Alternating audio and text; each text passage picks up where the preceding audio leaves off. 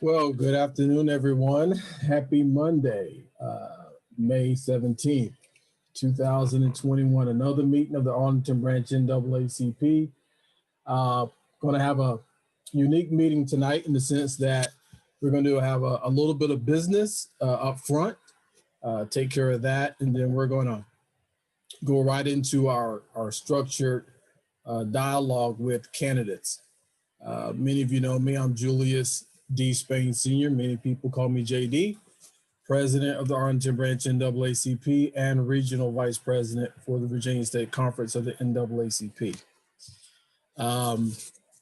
We have quite a few people joining right now, and our secretary is working hard behind the scenes to bring everyone in. I'm going to start with my opening and just tell you that the past month has been quite busy for the NAACP here in Arlington, but make no mistake about it, we're out there working on behalf of not only our members, but those citizens who need the NAACP, regardless of race, color, creed, or religion. So it's been a pleasure. We're about to turn into the summer months. We know we start these meetings at 7 o'clock, and looks like we're shifting out of COVID. 7 o'clock, the sun is still up, and you still have people doing their thing. But it's great. It is great that we're moving, I think, on the other side of this COVID pandemic, but there's still much more work to do. Still much more work to do. So with that being said, we are having a unique meeting tonight. I am going to call for suspension of rules, which means we are not going to go by our regular schedule. We're going to do something a bit different tonight. So if I have any members, any elected officials on the call, I'm going to call for suspension of the rules. Just unmute yourself.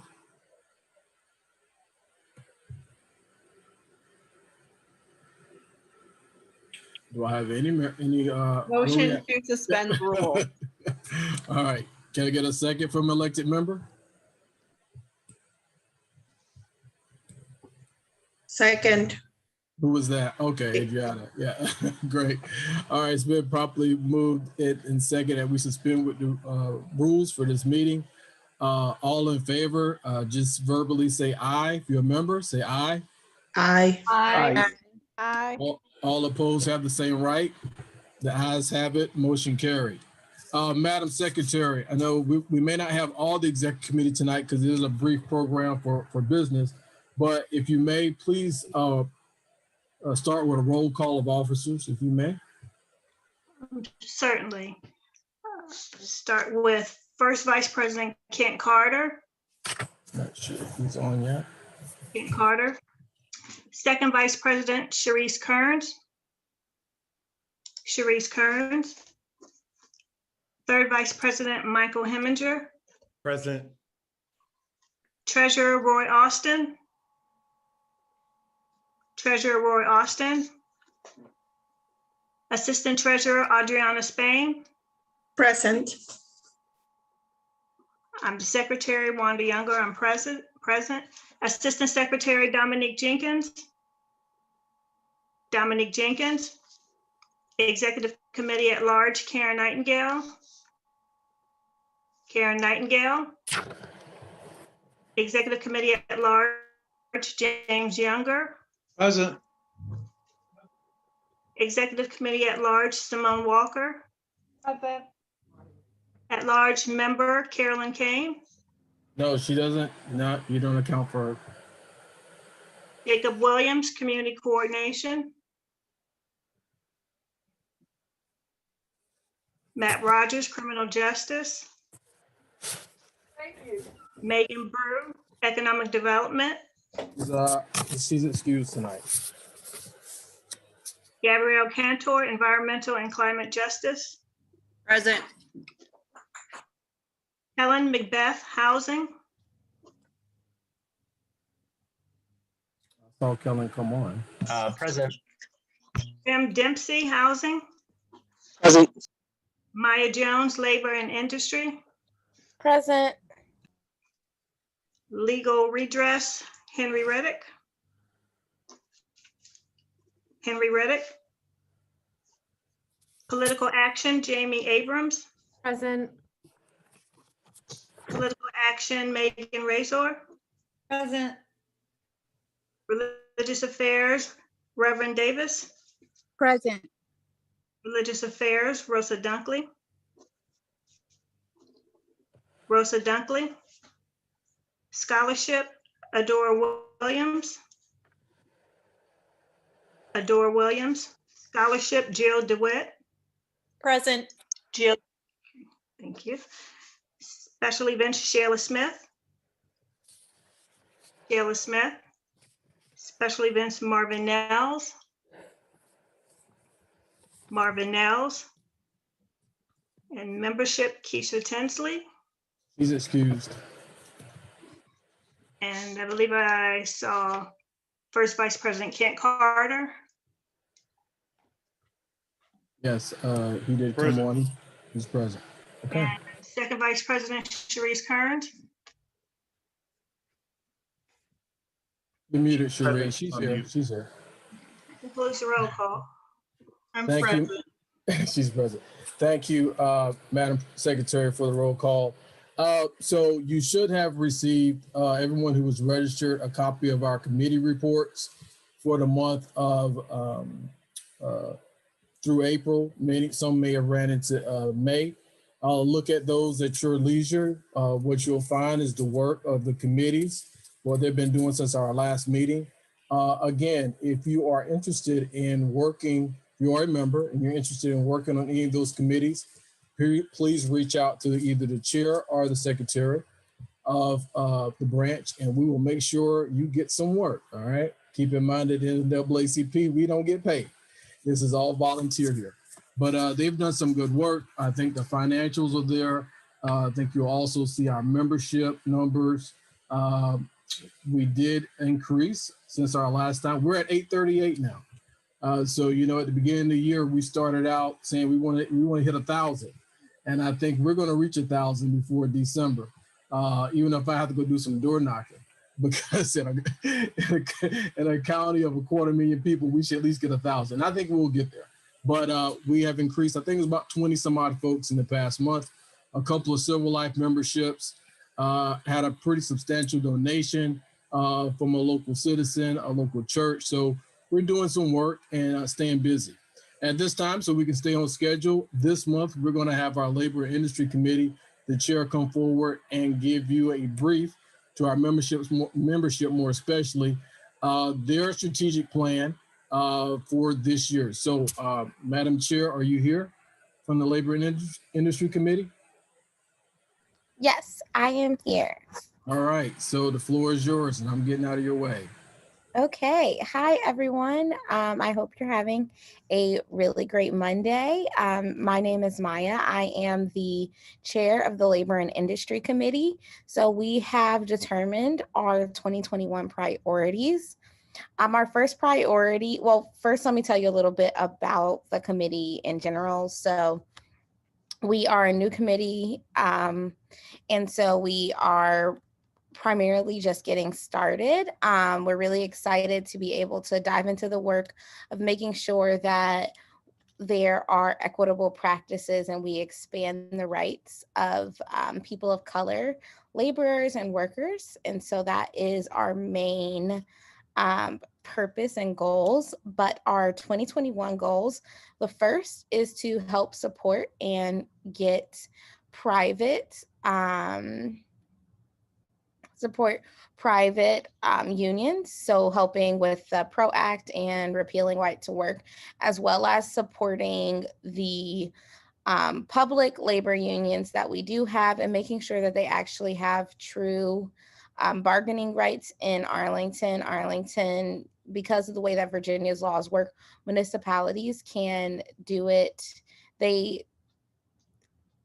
They control the unions and what unions are allowed to bargain on. And so our unions, to some degree, are in name only.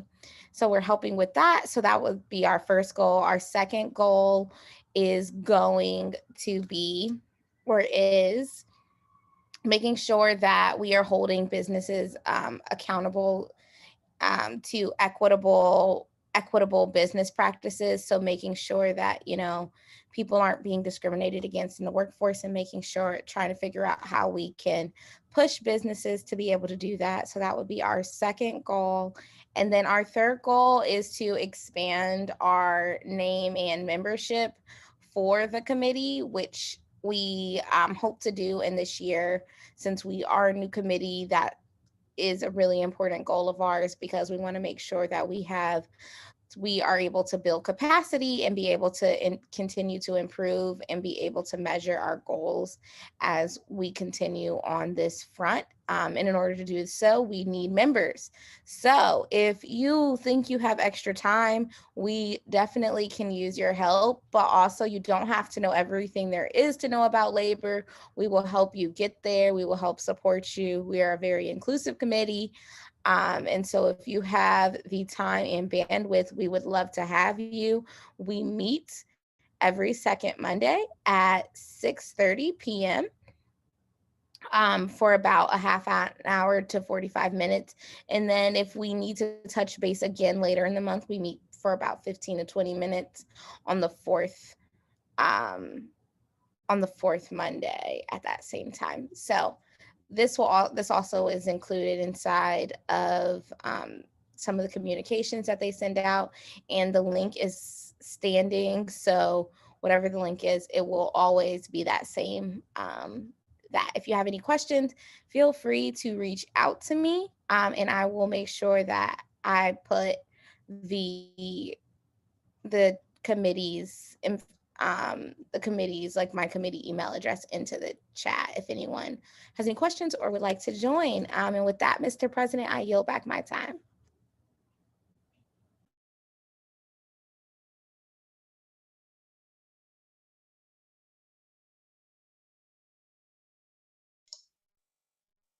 You're on mute. Thank you, Madam Chair of the Labor and Industry Committee. The NAACP, all branches per Constitution, bylaws, should have about 21 standing committees. We at Arlington Branch NAACP, and not many across the Commonwealth, have 21 standing committees fully staffed.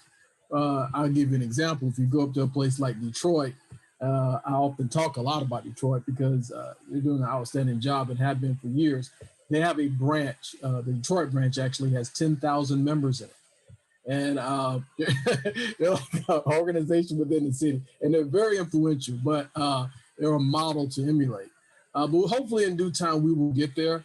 But with your help, come on and be a part of our committees, our branch, if you're not already a member. And we will we'll work with you. And like something Maya said, we're a very inclusive and diverse organization. Okay, and we sincerely we mean that, and we represent everyone. What was going to be on any questions from the members or anyone to or for labor and industry while we have a few moments? If you do have a question, feel free to unmute yourself and just ask it. If not, I'll move on or raise your hand. Madam Secretary, if you're monitoring that, please. All right, looks like we don't have any questions. At this time, we were going to have our economic development team come on board and provide their strategic plan or priorities for this year. But being that something came up at the last minute and she is out, what I'm going to do is in the chat, I'm just going to paste for right now. I don't know if I got all of it. There, you can look at your leisure, the goals for the Economic Development Committee. We can say that's pretty much a newly formed committee as well. I kind of started out doing some things with the chamber and other places, but we come to find out we had a lot of folks that are interested in economic development. So Megan Brew has a outstanding committee right now, and they're heavily engaged in the community. But go ahead and look at their priorities and what they're working on this year, and also their report, which was sent to you, at least all of those who registered. I'm going to take some time because we made an adjustment to the schedule, and I know our political action team is coming on at 7:25 in about 10 minutes.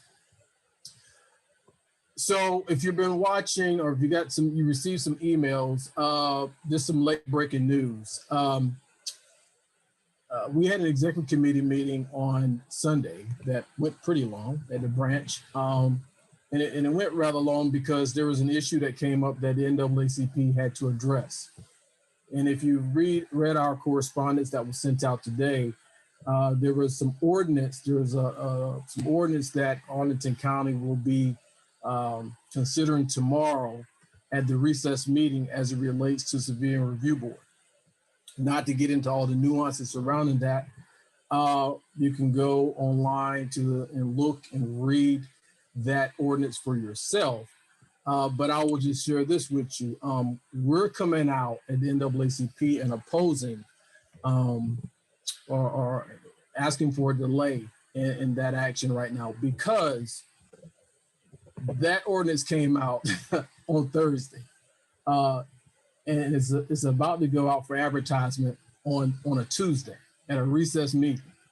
And nobody, no stakeholders, no one in this community has been able to sit down and talk through the many issues regarding this ordinance, which in itself is quite significant. If anyone knows what's been going on the past year or so as it relates to civilian review boards and the NAACP's position at the national, state, and local level as it relates to subpoena power. The ordinance on its face does not pass the test. Does not pass the test. So we will be asking, and we're asking you as citizens to do your due diligence, go out there and look at that ordinance. There's no teeth in it. We want independent oversight of the police department. We don't want another commission. We don't want another advisory board. If it requires us putting some funding in this to get the right people, then let's do it right the first time around. But anytime you try to shape policy in the dark, when it comes out in the light, the NAACP is going to be there. And that's where we're at. We've had 4 lawyers and our team do some analysis of this policy, of this ordinance. And it's not there, unfortunately. And I've been in conversation, and many people in the branch have been in conversations with leaders in Arlington. Our Virginia State Conference of the NAACP came out today and supports us in our endeavors, saying that we need to delay. We're asking the county to delay. That is significant. This is a significant moment for us, along with everything else that's going on, whether it's housing, education. There's a lot going on, but we're not going to pass this up. And we're hoping and expecting that our elected officials will do the right thing tomorrow night, because it is open to public comment. So if you want to do your research and talk about it, feel free to do so. With that being said, I do have a few minutes. I know our first vice president is here, and I want to give some time to our first, second, and third vice president on this particular issue before we turn it over to the Political Action Committee to get this structured dialogue started. We'll start with the first VP. Kent Carter, anything you want to say to the members and those on the call as it relates to what I just talked about, the Civilian Review Board and the ordinance? Thank you, Mr. President. I'll just add, most of it's in the, can you hear me? Most of it's in the letter already. I'll just add that, a setting on the PPG for 7+ months, this is exactly what we tried to avoid. When we made our recommendations, there was a lot of thoughtful discussion and discretion that was used with the recommendations, and we tried to collaborate as much as possible with the stakeholders, the elected officials, everyone involved, so that we could come out with a CRB that had teeth. So this is exactly what we tried to avoid. And we also tried to conduct a financial analysis of the costs surrounding, because we knew that would be a major issue when it's rolled out, but we were denied that opportunity during our review process. So that's all I have to say on that, and I'll yield my time to the second vice. Thank you. Good evening, everybody. This is Sharice, and I think that the Criminal Justice Committee has done a really great job of outlining the issues that are extant to this. I'm disappointed, but unfortunately not surprised at how this rolled out. I think that when you want to avoid being accountable to the community that you serve, these are the kinds of things that you do. It is my understanding that what is being proposed by the county right now doesn't even reach the level of what the state has lined up in statute to occur with our civilian review boards. And I support the idea of the county holding off on making any decisions on this until it can be well thought out and well prepared. It doesn't make sense to do this just to check a box. Thank you, Madam Second Vice. To our third Vice President. Good evening, everyone. This is Michael Heminger. Just to echo what's already been said, our county leaders made a commitment to us last year in the height of racial tensions that there would be an equitable review process and implementation process. They have not followed through on their commitment. What we're asking for is not new. We're not asking for anything that's groundbreaking. All we're asking for is complete transparency and an independent oversight body. As you can imagine, communities of color, their trust has been completely trampled on. We have incidents right here in Arlington that need to be reviewed. We're not asking to do anything extraordinary. Our friends over in Alexandria have already done this. I think we can all agree on this call, it's common sense. If there's nothing to hide, then you know what, we'll all be in good shape. But if there are things that are hidden and there are things that need to come to light, then communities of color are owed that trust. And that's all we're asking for from the county leadership. Again, we're not asking for anything groundbreaking. We can look at our neighbors in Alexandria and across our great nation. There are many great examples of what this can look like. And here in Arlington, we expect the county board and we expect the county leadership to include all stakeholders. And with that, I'll yield it back to you, Mr. President. Thank you, Mr. Third Vice President. We're a little bit ahead of schedule, and that's always good. We can talk extensively about CRB, and I'll just close. A lot of folks really don't understand the gravity of this ordinance. And if it's implemented as is, the impact, the lack of impact that it will have in our communities is toothless. It's a shame, actually. And to what Mike's talked about, it's a slap in the face. Now, people may say, well, this is how we interpret it. That's what, no, read it. Read what it does. Nothing. It's more of the same. And that's not what this community, nor our people who have been, I'm not even gonna get into that, who have been trampled upon for decades by failed policies, need at this moment. Don't put on a shirt. Don't come join the NAACP and say you're doing all of this if you're not willing to have the courage to take the necessary steps to put forth substantive change. It's empty rhetoric, it's performative, and we don't have time for that. That's why the Virginia State Conference is not tolerating it. We're not going to tolerate it. And if we have to march, if we have to picket, we'll do whatever we have to do, because it's not about just the first vice president, the second vice president, the third vice president, or even Spain. This is about our community. And the elected leaders who say they're progressive and everything's looked at through an equity prism, where everything's equitable, then you need to look at the people that have been affected the most by these policies. They're the one that's telling you to change it. That's who you listen to, not the unions. We can still be friends at the end, but they shouldn't be the ones writing this ordinance. And I got a feeling that's what's been going on. With that being said, we'll figure it all out. Jamie, Megan, political action. Y'all ready? They're smiling, so I guess they are. Jamie, I think you sent me a message about chat. I think chat is not disabled. You can still do your thing over there.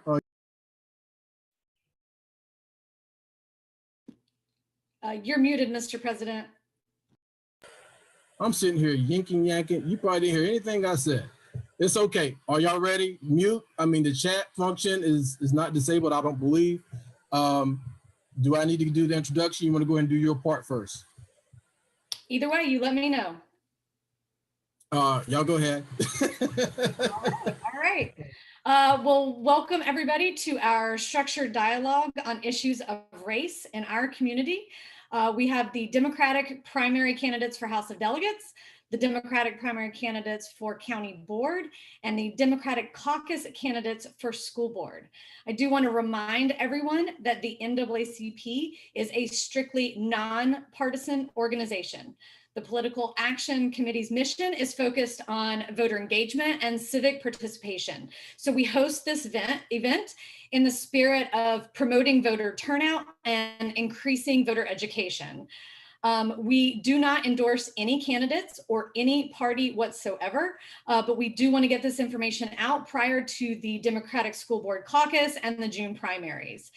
We will also be sure to host a forum where we will get to meet all the candidates of all the parties before the general election in the fall. And as part of that, we'll also produce a candidate questionnaire that'll give general election candidates a chance to discuss their plans and initiatives in more detail. So stay tuned for that.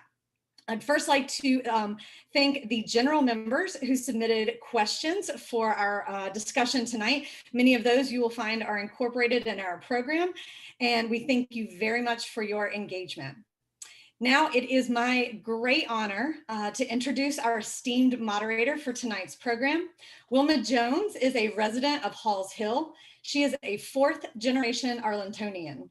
She is a civic activist, a published author, an accomplished speaker, and a top-performing director of corporate information sales. She really is a treasure to this community, and she is the perfect moderator for our discussion today. We thank Wilma for her time and for her leadership in tonight's program. I'm going to chat, or Jamie actually just dropped a link in the chat, so we invite you to check out her publications and learn more about the community that you call home. So without further ado, Wilma Jones, I turn it over to you. Thank you so much, Megan. And thank you to the NAACP for asking me to take on such a important role this evening to moderate the panel. And I'm very excited about it. I definitely want to hear more about the issues that are important to the NAACP members and what our candidates think about them. So let's start off with some ground rules. Tonight is about voter engagement on importance to the NAACP. It's a chance for us to hear what each candidate would do and has done on the issues of importance to our organization. So in that spirit, let's go through a couple of ground rules. To all attendees and participants, no campaigning in the chats. We are here to listen and engage, not promote or endorse. Our Political Action Committee will be moderating the chat to be sure we do not see campaigning or endorsing of candidates. This is an educational event. Second, to our candidates, we ask that you please respect the time limits. Our Political Action Committee co-chairs will send chat messages with 1 minute and 30 seconds remaining. At that time, we're going to move forward and we'll ask that you cease your remarks. And also to our candidates, please be directly responsive to the questions.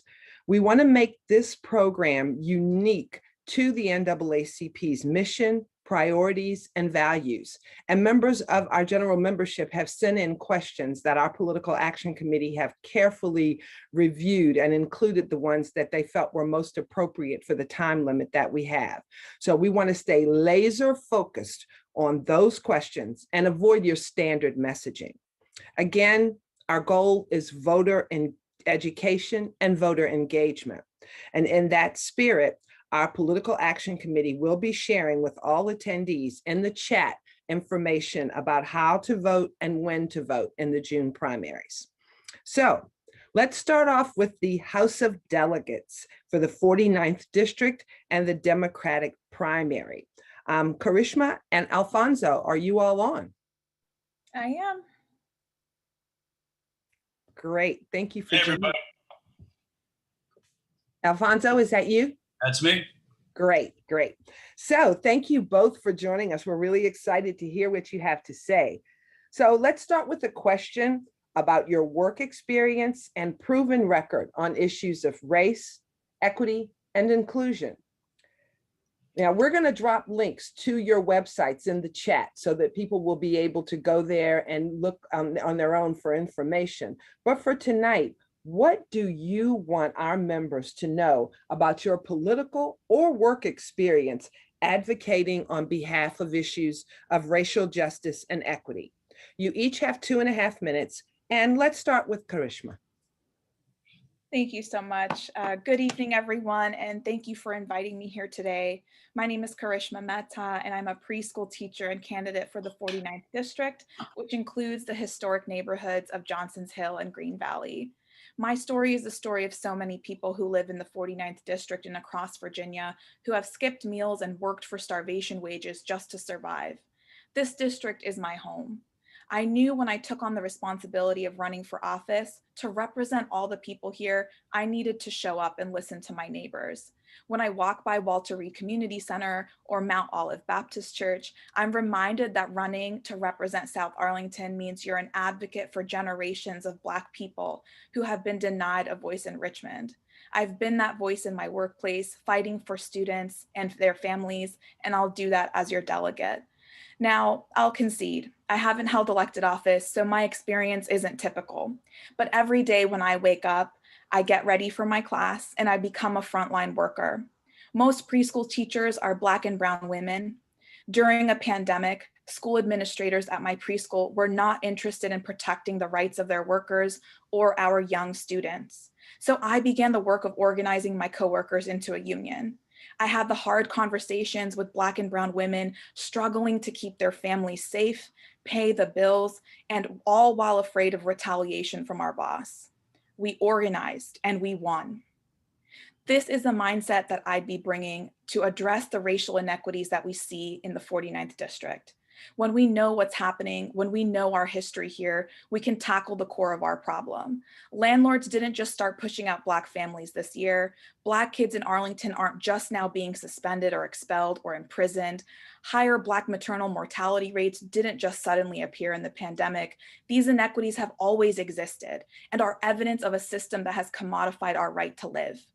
We need to fundamentally rethink who Arlington is really working for and organize people to push back against the deep-rooted inequities in the 49th.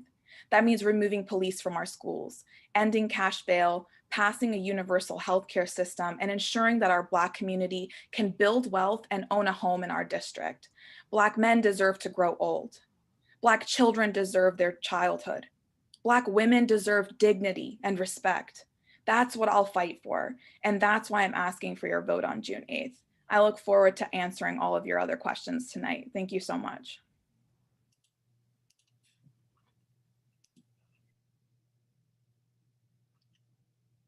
Wilma, can I go forward?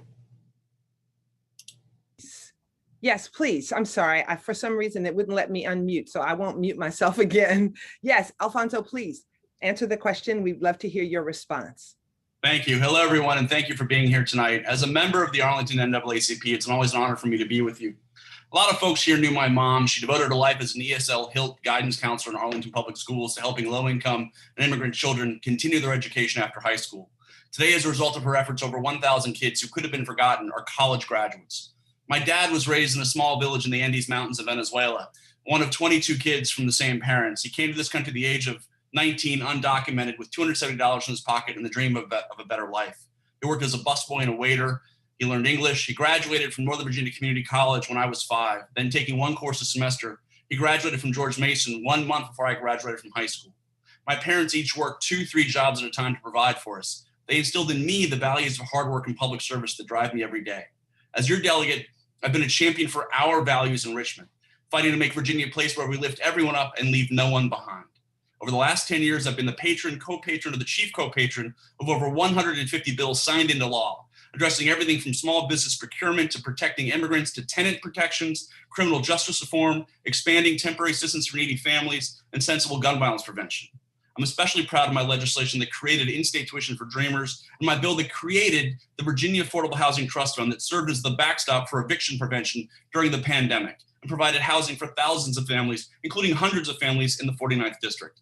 And as the House Majority Whip, I'm honored to have, among other things, increased teacher salaries, secured a dedicated source of revenue for Metro, worked to close the school-to-prison pipeline, created the first state voting rights act in the South, and perhaps most importantly, expanded Medicaid and healthcare protections to 500,000 Virginia families, including 45,000 in our region. Here's the issue. For far too long, Virginia and the nation, Black and brown Virginians have been denied equal justice under the law. As your delegate, I've worked to end systemic and structural racism and make Virginia a more fair and equitable place. As you all know, as I do, that inequity still exists in all parts of our society. That's why as delegate, I've worked to reform our criminal justice system, get rid of Jim Crow era laws in the Virginia Code, and provide support for minority and new American populations during the pandemic. And as the House Majority Whip, I've helped develop and guide our agenda, especially last summer and this year, as we address criminal justice reform and racial inequity. I've helped ban no-knock warrants, police chokeholds, and the militarization of police departments. I secured the votes in the House to abolish the death penalty. We've legalized marijuana for adults and passed automatic expungement. We've declared racism a public health crisis, and we've advocated for pay laws regardless of gender or race. We have fundamentally changed Virginia as it relates to, I'm sorry, it's my, look forward to the conversation this evening. Thank you, Wilma. I apologize. Thank you. And thank you for self-policing yourself on the time, because I was just about to say something. Thank you, ma'am. So let's go to a really important subject, qualified immunity. That's an urgent priority of the NAACP. And our Criminal Justice Committee and our members want to know what specific strategy you will follow to end qualified immunity and on what timeline. And we want to let you know that we feel like just casting a vote isn't going to be enough. We want to hear steps that you're going to take and what you're going to do to overcome those barriers that you know you're going to have from the unions and the like in terms of ending that important issue. And we'll start with you, Alfonso, Delegate Lopez. Well, I voted for qualified immunity. I helped secure votes for its passage in the House. We passed qualified immunity in the House of Delegates over the summer during the special session. You mean you passed ending it? Passed ending qualified immunity over the summer in the House of Delegates. We did it again this regular session. The issue, and I see some of my friends from the Senate here who have supported the bill as well, but is the state Senate. We have gotten this bill out of the House. I helped secure the votes to get it passed. I fought for it in the caucus, and I've spoken out for it in rallies, at speeches. It's important. It's something we need to address. The issue right now is a few members of, or actually 2 members of the state Senate, and actually getting them to switch their vote. Now, there are several ways you can do that. I'm sorry, Wilma, you were going to say something? That was just what I was going to ask, is how are you going to do, what strategy are you going to use to do that? It's 4 or 5 things you have to do. I mean, as the Majority Whip, my job is to help not just coordinate messaging, but also to help convince the correctness of a position as opposed to another position. So working with leadership, working with the senior leadership team that I'm a member of, we will once again sit down with some of these members, talk about why it's important, talk about the issues not only from a statewide perspective, but also from the perspectives of these state senators in their backyard, and give them facts, numbers, and data to support the position for ending qualified immunity because of how it affects their district.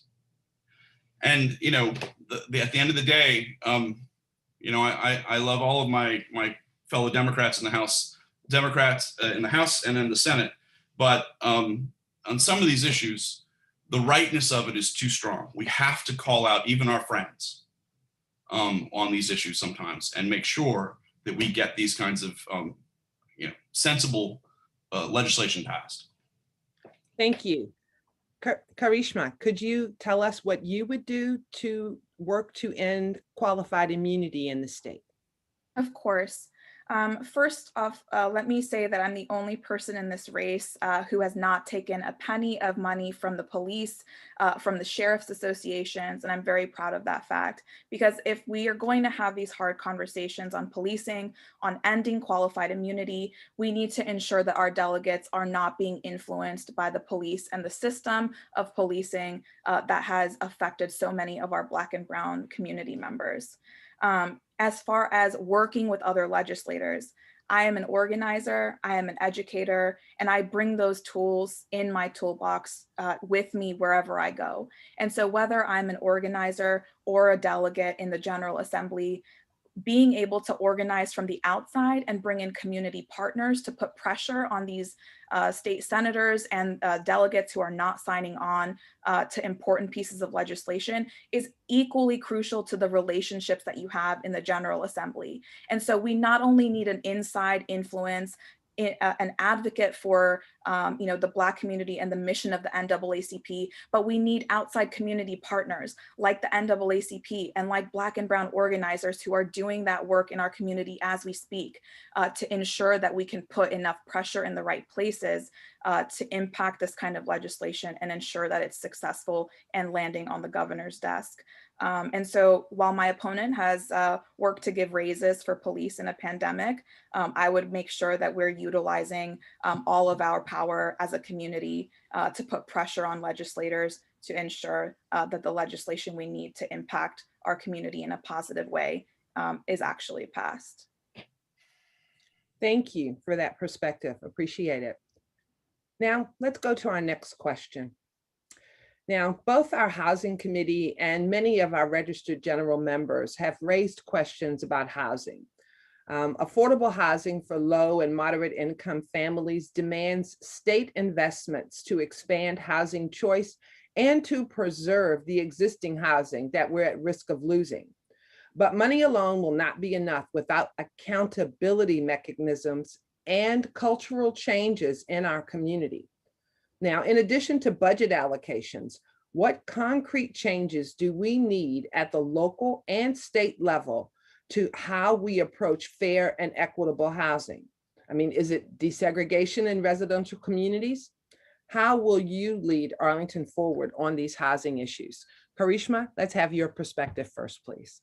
Absolutely. Thank you so much for this question. As a renter on Columbia Pike and a tenant organizer, this is very important to me. We've already seen at the Serrano Apartments and across South Arlington that companies like AHC and JBG Smith can't be trusted to ensure housing as a dignified human right. In fact, as recently as 2017, my opponent introduced legislation that makes tenants financially responsible for pest infestations rather than holding the landlord accountable.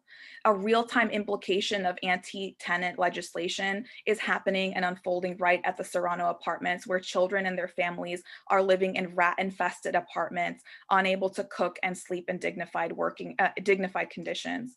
But this shouldn't be a surprise because Black and Brown residents have always been deprioritized. When government officials and real estate developers could buy up Freedman's Village, they did. When many of the people in Freedman's Village diaspora developed enclaves in Arlington, developers and the government bought up that land too. And now as they look in Arlington for the last pieces of land to build on, they're turning to Johnson's Hill, they are turning to Green Valley and Halls Hill. And every time the government and the developers have tried to exploit and displace families, the Black community has stood up and organized to fight back. So we need that movement here again in the 49th. When we fight for our rights, we can guarantee homes for all people, pass universal rent control, ensure a pathway to home ownership that doesn't prioritize wealthy developers, and ensure an affordable housing trust fund that doesn't give 80% of the taxpayer money to developers and only 20% of that to ending homelessness. When I talked to a 15-year-old's father in Green Valley, he told me his home had been in his family for generations and that he wondered if he'd be able to pass it on to his children. He asked me, will Black people still have a place in Arlington in 20 years? And I promised that if we work together in solidarity, we could protect future generations from displacement. And so I don't take a penny of money from corporate developers and landlords that are displacing and gentrifying our communities. And I know that when I get to Richmond, developers know that I won't sell out the families that live here and have always called Arlington home. Thank you. Thank you. Alfonso, your perspective, please. Thank you for that question. My legislation in 2013 created the Virginia Affordable Housing Trust Fund. And for many years, the Republican majority used it as a bargaining chip and then repeatedly underfunded it, giving it between 6 and 8 million in each biennium. However, working with Governors McAuliffe and Northam, we were able to significantly increase funding. Until today, the trust fund has $125.7 million. More importantly, I'm very proud of the role the trust fund played during the pandemic. With folks out of work and housing instability increased, the worst thing that could have happened would have been to have families kicked out of their homes in the middle of a pandemic. The trust fund was used as an important backstop to the rental and mortgage relief program that we created over the summer, coupled with the $524 million Virginia received for eviction prevention efforts under the Federal CARES Act. The programs effectively addressed eviction, housing instability, and homelessness needs last year. We also, on top of that, this past session passed the affordable housing tax credit. And one stat that which is helping us build more affordable housing units. And this is not just across the state, in every corner of the Commonwealth, it's several hundred units in the 49th district. One stat that I'm incredibly proud of is this. In 2020, during the worst pandemic in 100 years, fewer people were kicked out of their homes or evicted than in 2019. As Governor Northam said, the Affordable Housing Trust Fund was a vital part of that success. And I actually visited the Serrano with Voice, an amazing organization in our community, just this past week. And I actually visited several homes and I've seen the infestation. I've reached out to the AHC. I've communicated to activists. I've worked with the community. And I know exactly what's happening in the western part of Columbia Pike with some of these affordable housing units. It's horrible. It's horrible. I've seen the fact that there's been you've got not just rat infestation, but you've got no heat, air conditioning. You've got some molds just being painted over, water going through the roof. These are unacceptable. And what we need to be doing is working with the community, working with activists, working with folks like, and I was with, I was on the tour with President Spain of the NAACP, seeing firsthand what's been going on. So working together, I have a letter in the works already that I'm working on with folks like Luis and Gabriela Uro, and to make it clear that this is unacceptable and what the Housing Commission has called for. Their demands need to be put into effect immediately. I've got to cut you. Sorry. Thank you. But as we move forward, I may stop you to kind of steer you back into the meat of the question. Sure. Because we understand and we can see from your websites and the like, your campaign literature, kind of what you've done. We kind of want to focus on what are you going to do next? What's the next step? So in that light, let's go to environmental justice. And our Environmental Justice Committee asks, what concrete plans would you bring to the House of Delegates to address air quality in our community? Alfonso, you can go first. Well, I've been working on environmental policy and environmental law since the early 90s when I worked at the Council on Environmental Quality in the Clinton White House. And I was with the Physicians for Social Responsibility as the associate director working on the National Ambient Air Quality Standards and the Clean Air Act reauthorization. So I've been working on clean air, safe drinking water, livable communities legislation, and environmental policy for literally decades now. I was also the founder of the Virginia Environment Renewable Energy Caucus. But to go specifically to what you're talking about in terms of environmental justice, my bills over the last few years have finally addressed environmental justice and made it a part of the marching orders of the DEQ for the first time ever. Also, I had a constitutional amendment that I introduced this year that we basically said in the development, implementation, and enforcement of environmental laws, regulations, and policies, it is the policy of the Commonwealth to follow the principles of environmental justice, including the fair treatment and meaningful involvement of every person, regardless of race, color, national origin, or income. Further, it's the policy of the Commonwealth to ensure that no population, especially minority, low-income, or historically economically disadvantaged communities, faces higher levels or greater impacts of pollution and climate change than other populations.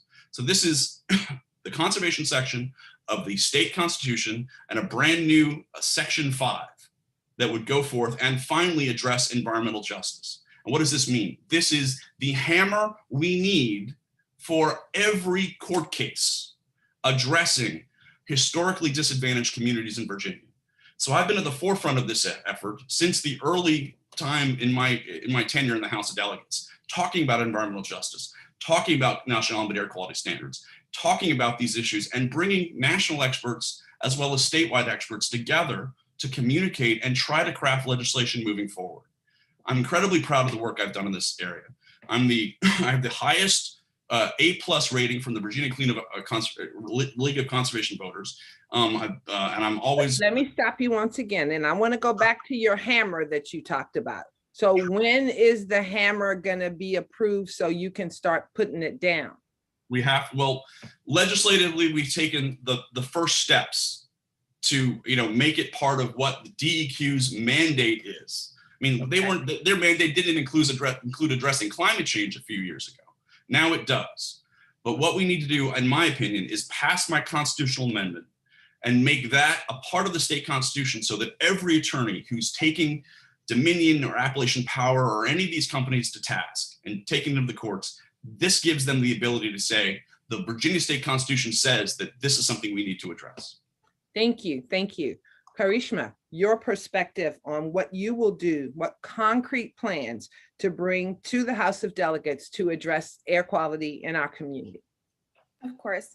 I've lived in the 49th district for about a decade now. And what I can tell you is that our problem in our environmental quality is that we have not enough funding invested in public transit infrastructure, and we have become a fossil fuel reliant transit economy. And so simultaneous to taking on all of the other environmental issues that we have in Virginia, we have to be bold and pass legislation to ensure green, sustainable transit that is accessible to all of our communities in Northern Virginia, to remove that reliance on fossil fuels, to remove the reliance on cars that are polluting our air, and to ensure that people continue to have expanded access to that public transit. Simultaneous to those things, it's why in the Virginia General Assembly, I will fight for a Green New Deal and listen to the scientists that are telling us that we only have until 2030 and 2035 at the latest to reach 100% renewable energy. We know that environmental injustice has impacted Black and Brown frontline communities the worst. And it's because of a fossil fuel industry and a privatized healthcare industry that has refused to take responsibility for the health problems that we have when it comes to quality of air and the quality of life for our children and families. And so, my opponent supported the Clean Economy Act. It was disastrous. It once again prioritized Dominion Energy's monopoly power and resulted in ratepayers paying millions of dollars out of their own pocket in a pandemic. So there are colossal ongoing implications of climate inaction, and we desperately need elected officials, organized labor, and a working coalition to take on the fossil fuel industry. I'm a teacher. I want my students to inherit a healthy, habitable planet. And right now we have a delegate that takes openly fossil fuel money from Washington Gas and Appalachian Power. And I don't think we can rely on a delegate like that. Let's stay focused on what you will do, though. That's what we want to hear tonight. Of course. We want to hear what are the concrete things. You told us a little bit. You've got about 15 seconds. Okay. And so, my investments would be in public transit infrastructure and a Green New Deal for Virginia that centers working class people and Black and Brown frontline communities and invest money into those communities for jobs first before any other area. So, you know, to be able to address the climate crisis and the quality of air situation, we have to pass a Green New Deal. Thank you. Thank you for coming back over. And we definitely wanted to hear that part. Now, let's talk about a really important issue, marijuana legislation. Marijuana legislation has historically had a complex effects on communities of color. We've been hit the hardest by the decades of the war on drugs, criminalization, and still ongoing racial disparities and enforcement. I mean, we saw what had to happen, what Governor Northam had to do because police were still continuing to use the fact that, you know, marijuana could get a ticket to impact Black and brown people. So we've legalized the sale, we've decriminalized it. We are making important first steps, but these things require careful management and vigilance. And we've seen that in what's happened in other states. So we want to know that communities of color in Virginia are actually going to benefit from these reforms. So what steps would you take to be sure the benefits of legalization reach communities of color and that our residents have access to the resources and tools necessary to be a part of that industry and to license? I mean, and also, if you have time, those other things are important, but just lastly, have we done enough to remedy the disproportionate harms of criminalization? And Karishma, you're up first. Thank you so much. On any given night in Virginia, our prisons hold over 28,000 people, and 46% of them have not even been convicted of a crime. So while a lot of us have reason to celebrate the legalization of marijuana on July 1st, tens of thousands of Virginians will stay incarcerated. This is justice delayed. We need to keep pushing forward so that legalized cannabis centers racial equity first, through full expungement of records for incarcerated people, through a just transition for all people returning to their communities. That means ensuring healthcare, housing, a good education, and job opportunities for the people who have been harmed by the war on drugs. Rather than prioritizing commercial markets and profits for the wealthy few like this legalization bill has done, we need to continue dismantling the prison industrial complex and mass incarceration of Black and brown people here in Arlington as well. And so, you know, I'll be honest with you, when you talk about, you know, have we done enough to address criminalization? I don't think we have, because we incarcerate more of our people than any other country on earth. And at the same time, we deny people the right to those jobs, the right to healthcare, the right to housing and education. And police don't keep our communities safe. We know this. And so we need to invest in life-affirming institutions. We understand that the American punishment system is not broken. It's functioning exactly how it was designed to. And that is to continue targeting, brutalizing, incarcerating, and forcing labor of Black people, and by extension, all people. Thank you. Alfonso, you're on mute. After a year and a half, I still, yeah. I helped secure the votes to get marijuana legalization for adults passed in the House of Delegates. I helped secure votes to end stops and searches based on marijuana odor. I've supported automatic expungement of records and the criminalization of marijuana possession and former crimes. We have, as a General Assembly, fundamentally changed the face of Virginia as it relates to criminal justice reform during the 2020 special and during the 2021 General Assembly session, creating citizen review boards, jury sentencing reform, increasing prosecutorial discretion, expanding deferred dispositions, ending searches and seizures based on marijuana and other pretextual stops. Here's the thing. We were trying to accomplish in 5 months what other states do in 5 years in terms of marijuana legalization for adults. But here's also the thing. After many years of advocacy, we've done it. And we've gotten rid of what is a fundamentally I would believe, racist approach to this issue. And so what we're doing is we came together to create a pathway forward for the legalization of small amounts of marijuana for personal possession by adults beginning on July 1st. This is a dramatic shift from the decades of failed war on drugs policies that served more to criminalize young people and people of color than to keep our communities safe.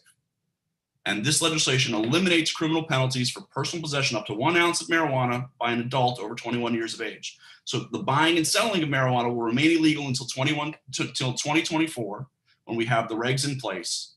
And but we're going to give the newly created Virginia Cannabis Control Authority enough time to establish the regulatory and licensing structure that will govern the sale of cannabis products in the Commonwealth. Importantly, I'm going to stop you again. Social equity. Sorry, I thought I was getting to it. You got 40 seconds. I want you to tell us though, what are the specific things? I mean, we know what's in the legislation, but in the next steps, how are you going to make sure that our residents have access to be able to make this industry also positively affect us? Give you about 30 seconds. So the bill contains social equity provisions that will provide support and resources to person communities that have been historically and disproportionately affected by drug enforcement. So what does that mean? That means vertical integration. And so that means access for historically marginalized communities. And it also means addressing banking. So upfront costs. And you can also, I would think, by allowing some of the big companies that are coming in right now to do it earlier, to set aside some of the tax dollars from that, specifically for that initial funding to help stand up a lot of these smaller companies. Because it takes $1 million just for dispensing center. Okay. And so what you can do is you can tax it properly, you can tax the big boys properly to then create those small companies and other growing companies to, communities of color that have been affected disproportionately by drug enforcement in the past, and actually bring those folks into the business. All right, thank you. Now, we have only a few minutes left, but we do want to ask one last question about education. Illiteracy is huge in the state of Virginia. It was asked, we wonder whether you all know what it costs and what is your plan to close the state literacy gaps? And I just want to say this is a matter that's really important to the historically Black communities in Arlington, because we have generations of families, Black families in Arlington whose children have been graduated, but they can't get into college. They don't have the skills to get great jobs. What are you guys going to do about addressing these long-term challenges for children of color so that they have opportunities for careers and things like other Arlington children do? And you got 2.5 minutes, and I'm going to hold you tight. We are at Alfonso, you're first. This is going to sound, we need to fundamentally change how we fund schools in Virginia. We need to fundamentally change the tax structure about how we fund schools in Virginia. We need to make sure that the kind of quality schools that we have in Arlington are in every corner of the Commonwealth. We also need to pay our teachers a basic wage. I'm very proud of the fact that we've increased teacher salaries the last couple, for at least a couple times. And the next one is going to affect, it's a 5% increase on July 1st. We have addressed SOLs. But the thing is that we do not invest enough in our teachers and our school systems, not just in Northern Virginia, where we're incredibly lucky, but in every corner of the Commonwealth. So I think we need to have, finally, a conversation about funding school construction, funding of school systems, public school systems, in a way that some other states do that we simply don't do right now. Thank you. Karishma, you can close us out with your answer. Thank you. Let me tell you something as a teacher. Throwing money at the school system and the problem will not fix our literacy rates. As a teacher, I've seen firsthand the inequities in my classroom and the education system. Many of us invested in building that equitable school system have questioned whether integration and equality in our schools really happened under Brown versus Board. If we consider the funding crisis, firing of Black and brown teachers in droves, and the corporate reforms that have resulted in high stakes, racist, standardized testing, police in our schools that have led to push out, and a lunch debt crisis that leaves our students hungry all day rather than invested in their education, then the question really is, was it actually designed for students, for all students to succeed? I'd say the answer is no. And so we do need massive investments in our public schools. But my vision for rebuilding our school system is ensuring that we have free, comprehensive preventative health clinics that ensure physical, sick visits and other needs that children don't otherwise receive outside of schools. If we demand our taxpayer money be used to uplift our community, we can ensure mental health counselors. We can build partnerships with trade unions and worker cooperatives that uplift our students and teach them the skills of the next generation, rather than partnering with privatized and exploitative corporations. And we can and must end exclusionary discipline policies that prevent students from succeeding. Study upon study shows that expulsions and suspensions and these exclusionary discipline policies make it harder and harder for our children to graduate and to have the education that they deserve. And so we need to create a blueprint for a school system that doesn't spirit murder our Black and brown children, as Dr. Bettina Love says. And so I've seen Black babies expelled and suspended from preschool as little as 2 years old. And so instead of investing millions of dollars into criminalizing our children, we need to use our tax dollars and our collective power as a community to build a school system that truly works for all of our children. And as a delegate, I will fight for that every single day. Thank you. Thank you both. This has been very informative for me, and I hope for the rest of the NAACP members and guests who are on. On behalf of the Political Action Committee, we want to thank you both for sharing with us your perspectives and your plans for what you would like to do if you are elected, or if you are, win the Democratic primary in order to go into the general election in the fall. So thank you again. At this time, thanks. At this time, we're going to segue over to our county board candidates for the next 30 minutes. Takis Karantonis, I hope I pronounced your last name right. And John. So one thing I want to say, the NAACP branch wants to remind everybody that we will be hosting a full forum in the fall to hear from the candidates from all the parties. For this election, however, we do have an independent candidate who has already reached out to the NAACP proactively, Audrey Clement. Audrey will be invited to participate in the full fall forum in anticipation of the general election, when her name will be on the ballot. But in the interest of fairness, we did invite her to come to introduce herself for just a brief couple of moments. So Audrey, are you on the line? Yes, I am. Can you hear me? Yes, we can. Do you all want to? There you are. You are now promoted from a video perspective, and you have 3 minutes to do an introduction for us. Okay, thank you to the NAACP for inviting me to this forum. I'm Audrey Clement, the independent candidate for Arlington County Board. My strong commitment to racial justice is evident from the fact that I served as a fellow with the Congressional Black Caucus Foundation in the 100th Congress, while researching a dissertation on the Black Caucus. I successfully defended the dissertation entitled Congressional Black Caucus, Its Representational Role, and received a doctorate in political science from Temple University in 1993. As a 17-year Westover resident, longtime civic activist, and past member of the Transportation Commission, I'm running for county board because it has pushed harmful policies that directly implicate its commitment to equity, diversity, and inclusion.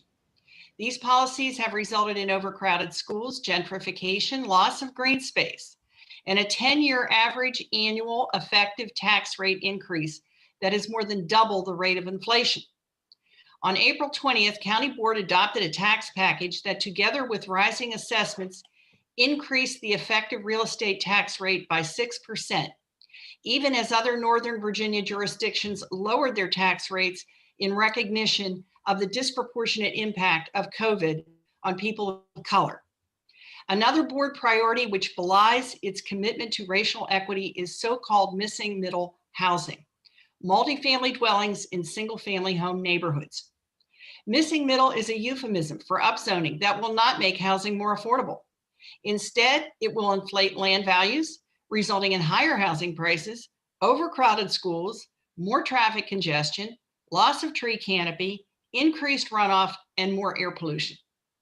The county has packaged upzoning as the solution to racial inequality, despite the fact that few minorities will actually qualify for mortgages on upzoned lots. Finally, while I do agree with the recommendations of the Police Practices Working Group, including institution of a civilian review board with subpoena power and a mobile crisis response unit, I oppose symbolic gestures. Changing street names and logos distracts people of color from the real issues confronting them, namely inferior employment and educational opportunities, as well as racial profiling, police brutality, and environmental injustice. If elected, I pledge to seek immediate tax relief for residents and businesses. Say yes to affordable housing and no to missing middle upzoning. Say yes to social justice reforms and no to symbolic gestures. If you share my agenda, then spread the word about my candidacy, donate to my campaign, and help make the Arlington Way more than an empty phrase. Thank you very much. Thank you, Audrey. We appreciate that. Now, let's kick off with the two Democratic candidates for county board for the nomination. First of all, just like with the other candidates, the Political Action Committee will share your full bios and links to your website in the chat for our membership to review more fully. But one of the things we're going to do now is we're going to talk about what you guys have been doing in the Arlington political and civic scene, because you've been around for a few years. And one of our attendees, when registering, asked if you could share what have been your biggest accomplishments in advancing racial equity in Arlington County. We want to know just how have you improved the lives of our communities of color. Takis, you're on first for 2.5 minutes.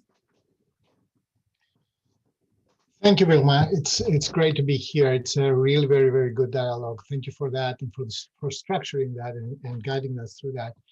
I will just go back to what I did as an immigrant when I landed with my wife, Lida, 15 years ago here in Arlington. And it was in the middle of Columbia Heights, in the middle of Columbia Pike, the most diverse community.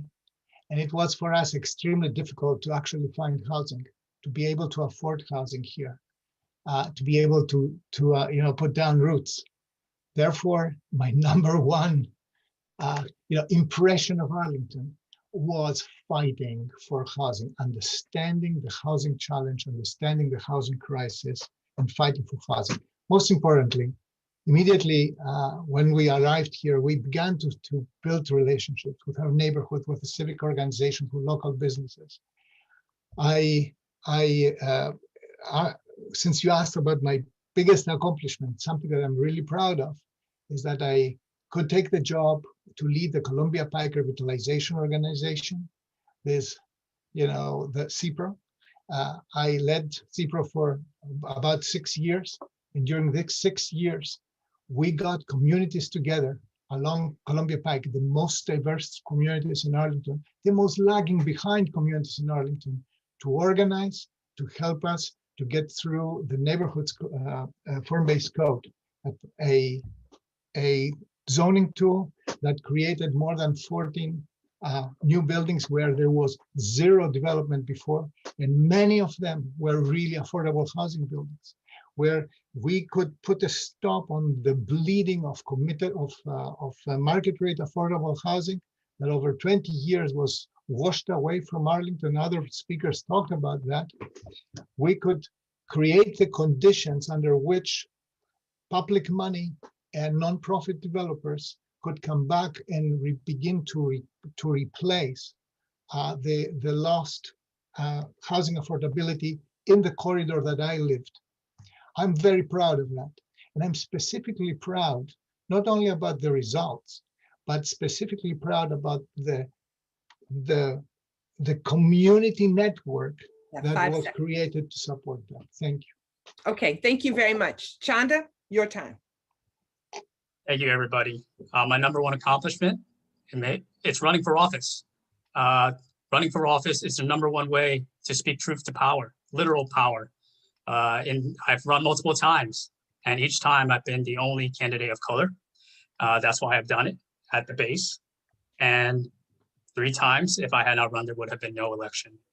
And Arlington's history, when we think about and look at our racial inequities, all the injustices of the past, it's at the root of it is power, and connected to power is the money. I brought up in my current run, and I brought it up in various conversations and public forums and face-to-face with electors over the past several years, is can we update Arlington's form of government to be more representative and responsive? And if we look at its history, Arlington's county board, county manager form of government has been coming a lot, and NAACP activities and correspondence are, what is the county manager doing? What's the board doing? It was created in 1930. It was created in 1930 at the height of Jim Crow. It was created to go from electing our local representatives at large versus by district. It was created so that Black neighborhoods, minority neighborhoods of Arlington could no longer elect representatives of color. Because back then, 100 years ago, Arlington was 40% Black. There were sitting members of the county board that were Black, such as the. I'm going to stop you. I want you to go back and tell us in terms of, are there any things that you can say that you've concretely done? I don't know whether it's social media, whether it's in part of your campaign, but what have you done that has actually impacted our communities of color? I mean, I think that's what we want to know. Okay, yes. So I'll break it down. Yes, you brought up social media. I live every day. I have full-time jobs, I have multiple stuff, but every day I work to amplify all the different communities in Arlington that don't have a voice. I bring up communities that are no longer here, be it by sharing history, by sharing, past accomplishments, be it the Black community, the Asian community, the Latino community, even down to the Native American community.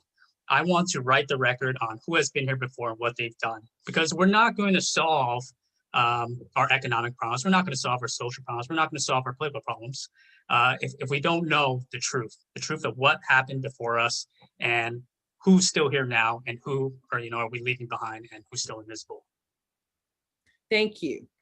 I'm sorry to kind of steer you guys back, but I'm trying to keep you right in the swim lane that the NAACP wants you to negotiate with us. So let's go to a really important question. The housing. Now, the Housing Committee is asking, what kind of concrete and measurable steps would you take as a county board member to affirmatively further fair housing, to desegregate residential communities, and to increase opportunities for residents of color? And I'm going to tell you, I'm particularly concerned about this as a 4th-generation resident of Arlington, and knowing that my 5th and 6th generation family, it's very expensive to live in Arlington. And so when we talk about affordable housing, we're really only talking about rental housing and apartments. When you're talking about what you're going to do, we also want to know, what do you think about the limitations that presents to families, schools, community stability, wealth generation, and on and on. So Chanda, let's start with you this time. Right. Housing, diversity, segregation. This goes back hundreds of years. Ultimately, we're late in the game. So anybody who says that, all right, we can, adjust this policy and things like that, everything, all the inequities that we have were done on purpose and were done over a long period of time. So number one, money. Money for people already struggling, diverse communities are struggling to live here. We've got some great programs in place, housing grants, assistance, and things like that. but we've got to take it to another level. You know, that's why I propose a Truth and Reconciliation Commission. You know, what happened to that generational wealth? Who was locked out of that? And we've got to right that wrong. There's a lot of money flowing around Arlington now. Amazon's here. There's plenty of philanthropies. You know, I say, let's compensate the people that were discarded from the past. Where the Pentagon sits now, used to be East Arlington, Queen City, a Black community. It was literally bulldozed in the 1940s with little to no compensation. We should compensate those folks, those families who are still here or descendants who are still here, and get them back here to Arlington. You know, open invitation with money. The same thing with the Black community that used to be up along the Potomac that was bulldozed to make way for George Washington Parkway. So I boldly call for restorative actions and reparations in order to right this wrong. We're not going to, yes, of course, I support other broad housing policies. Let's allow more housing types in different neighborhoods. Let's do away with all the redlining and historic segregation that occurred. But we've got to deal with the money and compensation issue. And this has occurred all across America. You know, local policy, eminent domain was used to displace minority communities. Thank you. Interesting perspective. Takas, we would like to hear what you have to say about the housing, affordable housing, and the limitations and things that it presents to our communities of color. It presents enormous limitations to our community of color because the problem of housing we have today is because we had racial segregation in our zoning in the 30s and before that and after that.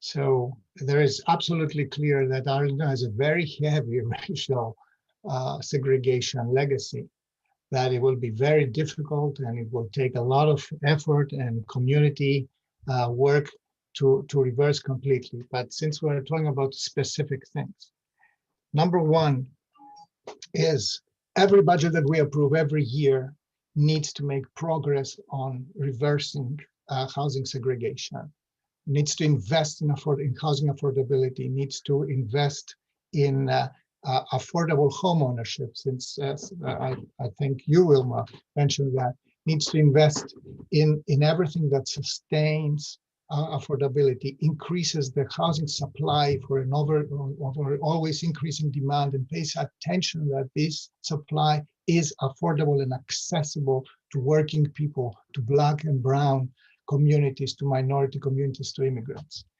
The second thing is there is a mix. Things are coming together. The initial question was about doing away with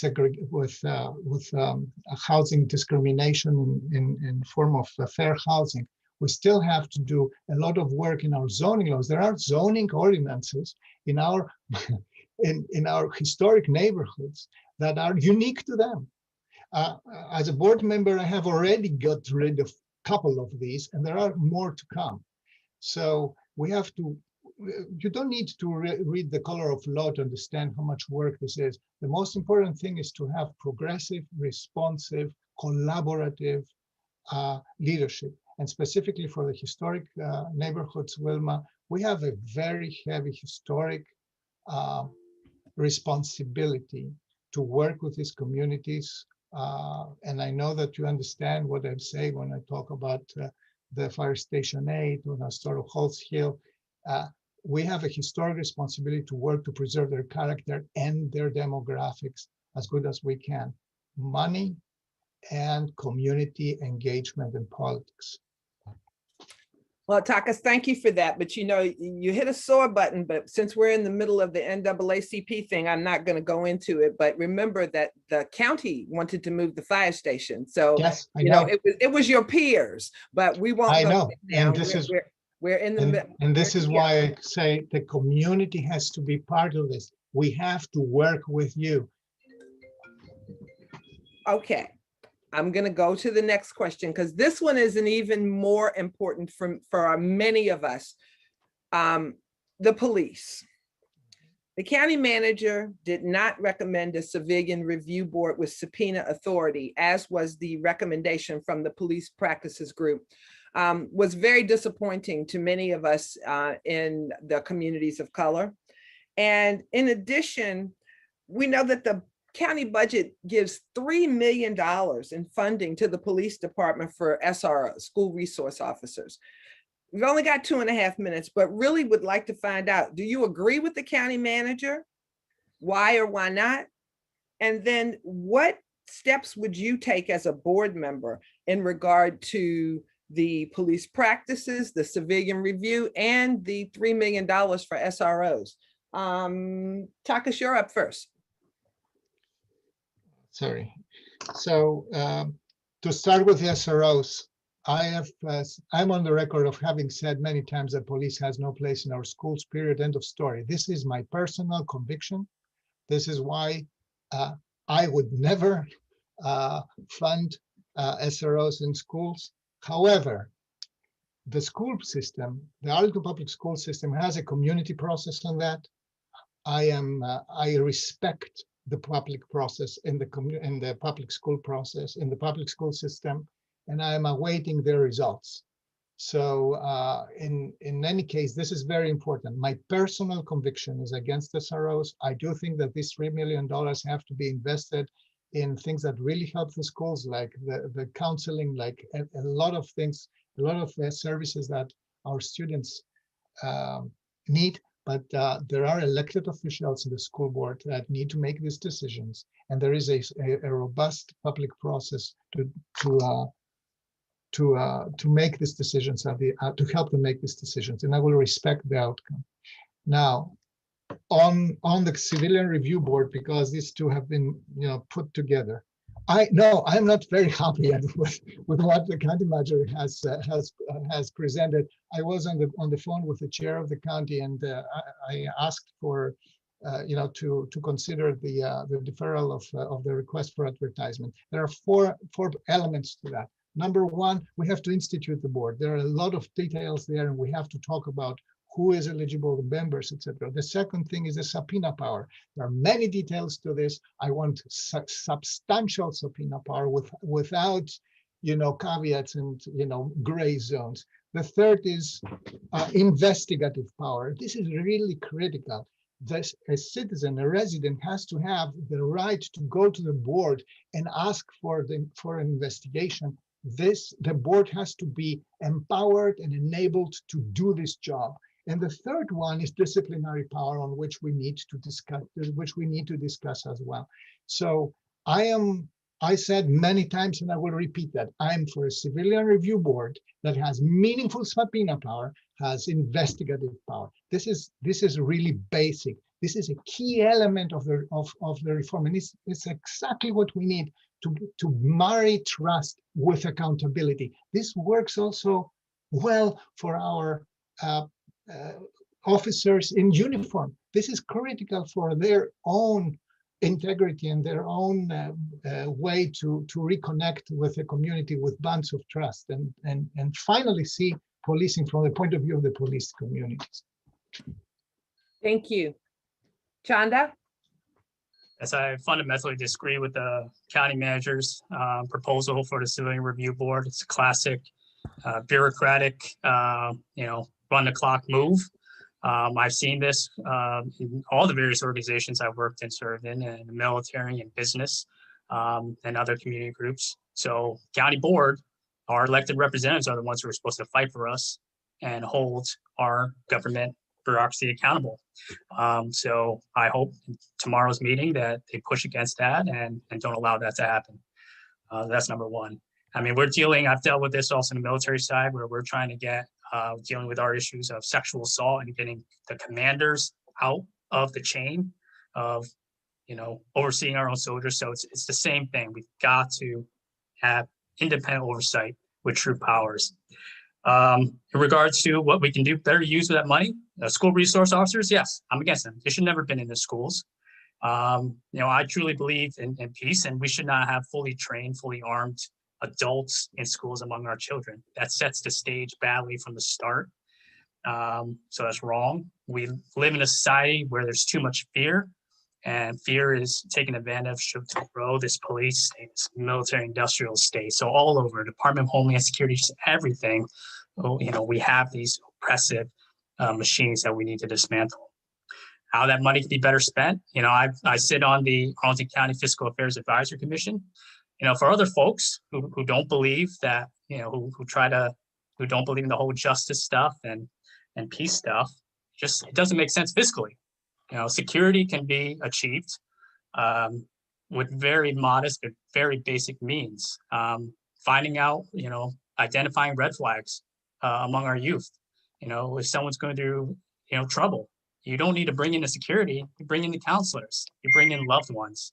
And that's how we have better schools, healthier population, and, we do away with this police state. Thank you. So in the interest of time, we're going to have one more question for our county board candidates. And this one is from our Economic Development Committee. How do you plan to support legacy businesses in Arlington? How will you encourage entrepreneurship and support small business creation by founders of color? Takas, you're on first, 2.5 minutes. Thank you. I very strongly feel for that. I work in this field. I've been working in the field of supporting small businesses almost for my entire time here in the United States as an immigrant. So I proposed that last year, a microloan system, something that Arlington County would fund to support small businesses, women-owned, minority-owned businesses, to provide them access to capital. This is now in the budget guidance, and it will happen.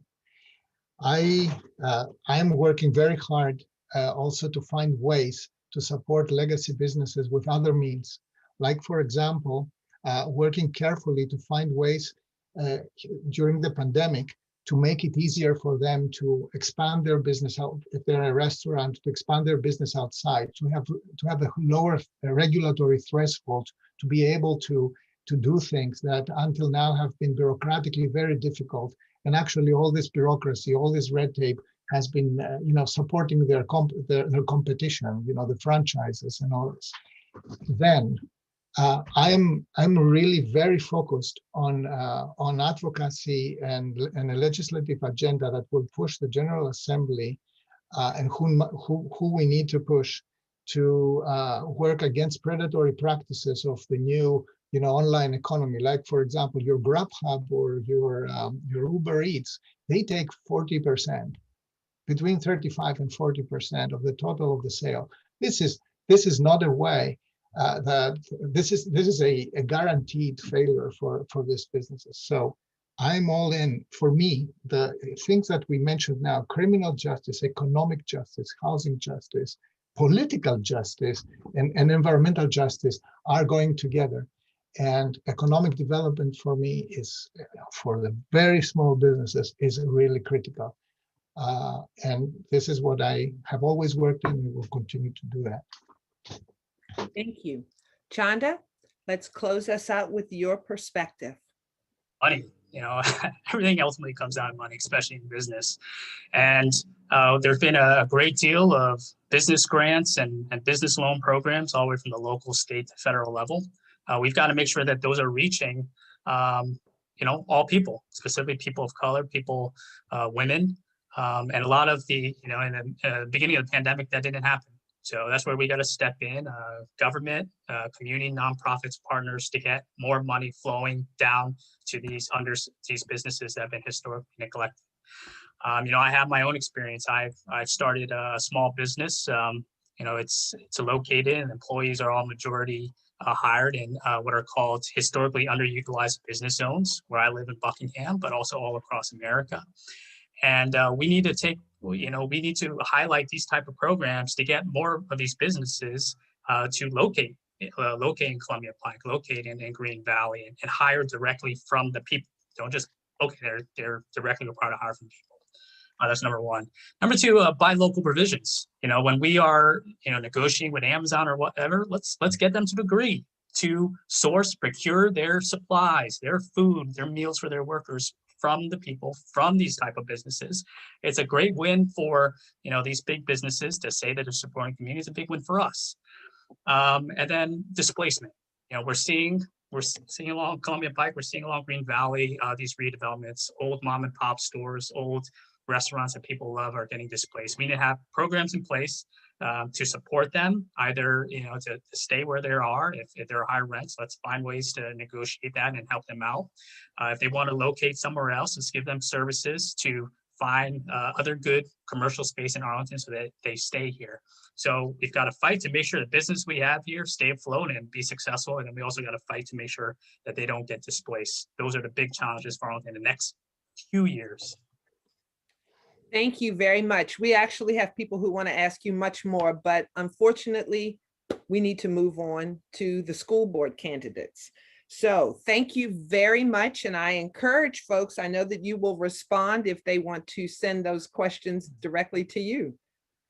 So we thank you for your participation and your engagement. And let's move on to our school board caucus candidates, Mary Cadera and Miranda Turner. So these are our final candidates. The caucus is underway this week, the Democratic Party caucus nomination. So the Political Action Committee is going to include in the chat information about how and where to vote in the caucus. So again, we want to remind everybody that school board seats are strictly nonpartisan.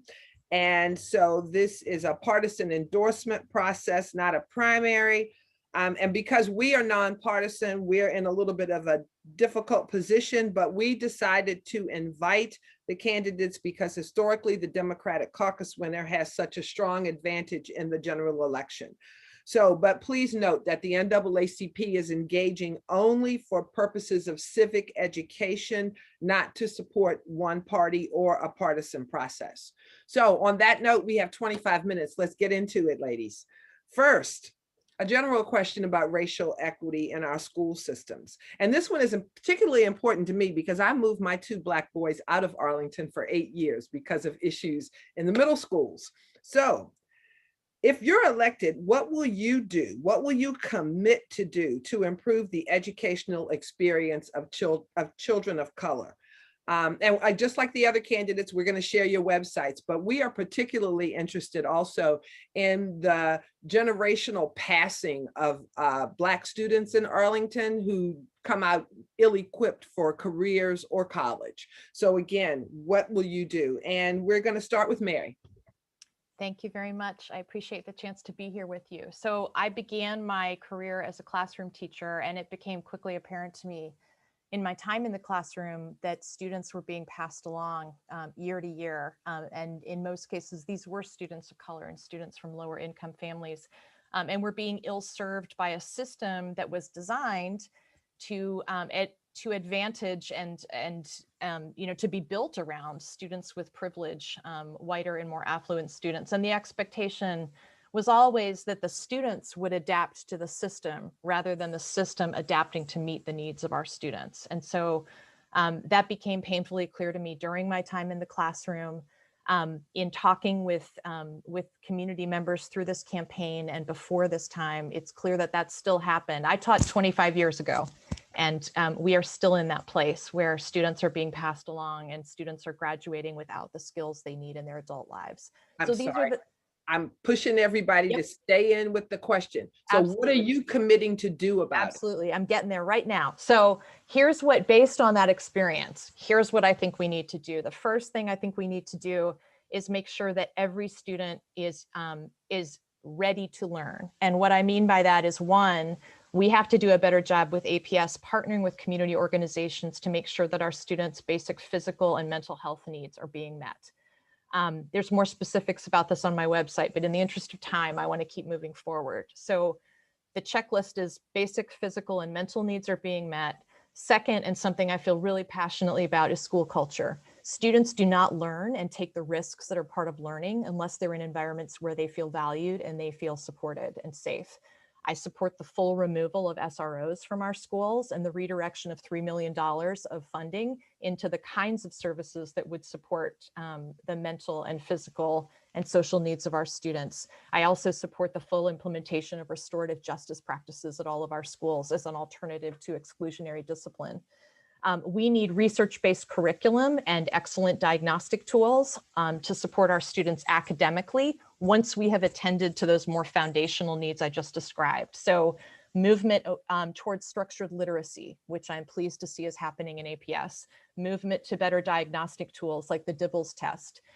All of that in terms of curriculum and support and diagnostics is really critical. The last piece that I want to say is engagement.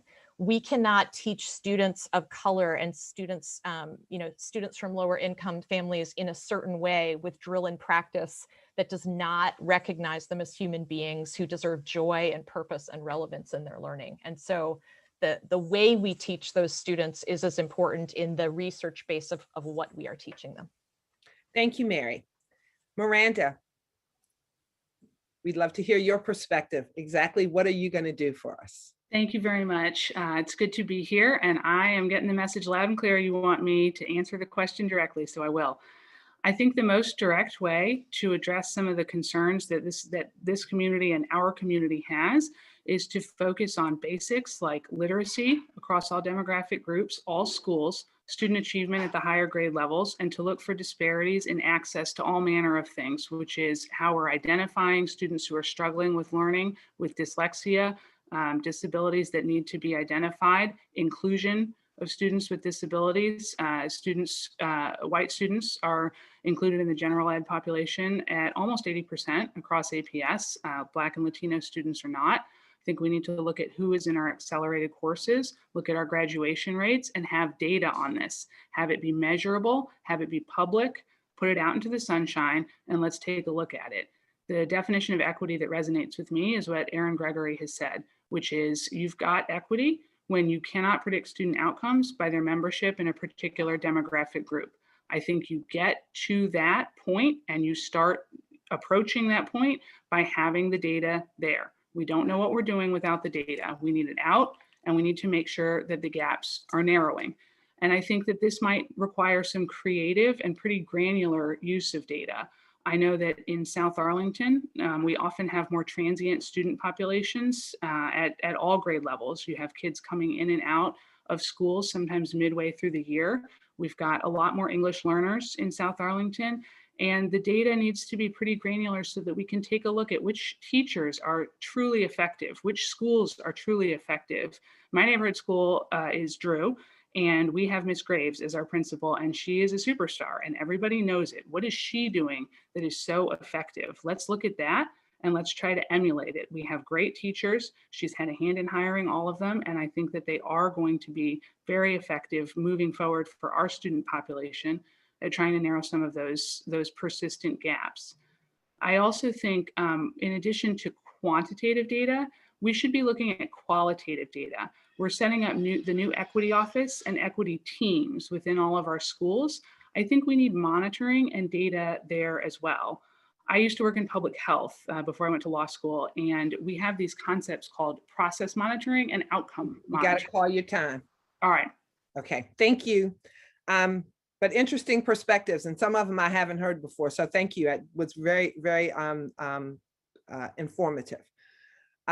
Next, let's talk about structural racism that's been experienced by students of color in APS and the resulting achievement gaps that persist despite the fact that Arlington has a multi-million-dollar budget. We know that you've got budget deficits and tight constraints coming up. So we want to know one single priority that you're going to champion in the budget and why. Just one. We'll give you an example.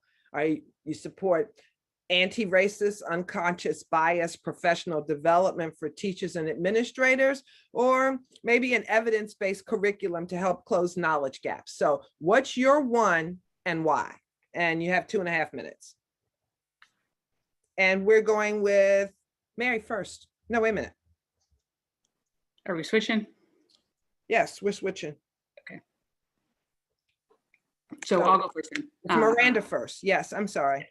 No worries. So I think that the budget priority is exactly the right way to look at it because what you're paying for is what you prioritize. And we do have funding this year for a lot of equity work at the central office level. And I think that's very important. I'm glad it's there. I am concerned that central office spending is growing at a faster clip than school spending. So I think for me, the priority would be high quality teachers. And that means, you know, the easiest, most low hanging fruit that probably any school board candidate says is let's pay our teachers well. But that's something we do need to focus on in Arlington because we're falling behind regionally. And then I think to start advancing some progress on these long-term structural issues, let's focus on hiring teachers and assistants and staff of color so that we are starting to reflect our student population, which in Arlington is incredibly diverse. And I think that it's very important to retain and recruit excellent top quality teachers, but to have those teachers reflect and resemble the student population so that we can start to advance all of the other things that are really critically important, appropriate curriculum and equity, equity prioritization in our schools. Thank you. Mayor. Thank you. This is a tough question for me because honestly, having worked in education, the way to advance equity in our system is a complex set of levers, and we need to be pulling all of them at once. So it's really a struggle for me to identify only one. I know it's hard, but you got to do it. If I have to say only one, I would say that I think we are beyond due in our school division for excellent professional learning and education of our staff and our families, I would say, in understanding systemic racism, being willing to call it out, being willing to recognize implicit bias in working with students. There are many other things that are really important, but for our teachers to be able to work with research-based curriculum, for them to be able to engage their students effectively, they have to be aware of their own biases. They have to understand the way systemic racism has structured the education system and be willing to confront that, and families too. So to drive change, we have to educate this whole community of parents that there is not this thing called critical race theory that's bad, but there is this thing that exists that is a reality. And I have to cut you, but that's a good point. Thank you very much for bringing that up. So, we have so many people interested in your opinions on so many things. So I don't want to rush you, but we definitely want to touch a few more things. Next question comes from both our education committee and our general membership. Real quick, and I'm going to cut this one. I'm going to give you 2 minutes for this one. Are you in favor of two-way busing north, south, and vice versa to achieve integration? Why or why not? You have 2 minutes. We're going with Mary first. I'm in favor of listening to people who have been historically disadvantaged by busing and segregation and centering their opinions in what we should do in Arlington. So I would take my cues from this community and from the Latino community and others who are Black and Brown in Arlington who have been disadvantaged by attempts to desegregate and integrate our schools. I would take my cues from you. My opinion on busing is that historically busing has meant people with less privilege have been bused to communities where there is excess capacity. In Arlington, that's our far north schools that are tremendously white and tremendously affluent. So what I have called for in my capacity at CCPTA as the vice president is for APS to lead a courageous conversation about desegregating our schools because it's incredibly complicated. There are a number of factors we have to consider, like whether planning units with a greater concentration of lower income students are disproportionately impacted by reassignment, whether they have public transportation to access their children's school. There's this set of factors that have to be part of the conversation about how we desegregate our schools, and it's time to have that conversation. Thank you. Miranda. Yeah, thank you. I have a lot of thoughts on this, and I've followed boundary processes for a couple of years, always with an eye towards how do we increase diversity, how do we move away from the historical legacy of segregation in this county, which is salient to me because my mom grew up here, and it was not that long ago when she was in high school and Hoffman Boston was the Black high school, and it closed during her time in APS. So I'm familiar with these issues. I tend to disfavor busing. I have thought a lot about it. I've seen a lot of boundary processes, including one that I advocated on back in 2018. And I tend to disfavor busing because I really have a lot of respect for and derive a lot of value from the neighborhood schools. I think they create some really great close-knit school communities that build up around kids and mold to what our students need and provide a level of service depending on the school that really fits what our student need is in those communities and allows student success. That said, I do think that it's an issue that we should all be concerned about in Arlington, the degree of segregation in our schools. I think it's not good for any of our student populations, regardless of color or income level. And so I think in the future, we should look to partner with the county and to discuss real planning. We have a dense county and we're pushing to become more dense. We need to accompany that with real infrastructure. So that we can have real meaningful alternatives to just your neighborhood school that's easy for all parents, all students to get to. And we need to advance equity in terms of access to housing and access to food and meals for students in the schools. And so I think if we focus on those things long term, then in the future, we may be able to approach boundaries in a way that doesn't feel so inadequate and doesn't rely on things like busing that have this unfortunate legacy that I think we remember from this county's history. Thanks, Miranda. Thank you. Next question. Do you think that gentrification benefits or harms students of color, and how so? Miranda, you're first, 2.5 minutes. Sure. Difficult, nuanced question. I live in Green Valley, and there is gentrification here, and I'm part of that. And I think it is a double-edged sword. I think that one of the things I've really focused on from a school's perspective is trying to be sensitive to the community that has existed here long before I moved here 7 or 8 years ago. And the history there and the different things that different communities value. It's not always the same thing as families who look like me, but we can come together in a way to really sort of build a school community that is open and welcoming of everybody and meets families where they are in terms of how they experience their school community and what they value. And through my work on the Drew PTA, I've really tried to do that. I think gentrification has some benefits. It can bring in more resources to a school in terms of PTA funding. It can bring in diversity, but it also can tend to create schools within, not schools within schools, but it doesn't always result in true integration. And I think that that's something that everybody who moves to a gentrifying neighborhood, myself included, really has to be sensitive to. And it's something that I think we do see play out in the schools. And again, on the Drew PTA, I've tried to take a lead in that sort of thing, at least in terms of, let's be aware of the history here, let's be sensitive, and let's move forward together in a way that brings all of the student populations together, not just the newest, the loudest, what have you. Thank you. Mary, we'd love to hear your perspective on this. Yeah, I'm really concerned about the impact of gentrification on communities of color and specifically our students and families of color. So my observation is that when gentrification happens, and gentrification largely bringing white and more affluent people into a school community, it fundamentally changes the character of that school community. Whether or not that's the intention of the white and affluent people that move into that community, that more than often not is the effect. And this goes back a little bit to the previous question and my comment about educating families and engaging school communities in courageous conversations about implicit bias and about systemic racism. One resource that has been really important to me in my own work to develop my understanding about race and about being an ally has been the Nice White Parents podcast that the New York Times put out last year. Some of you may have seen this.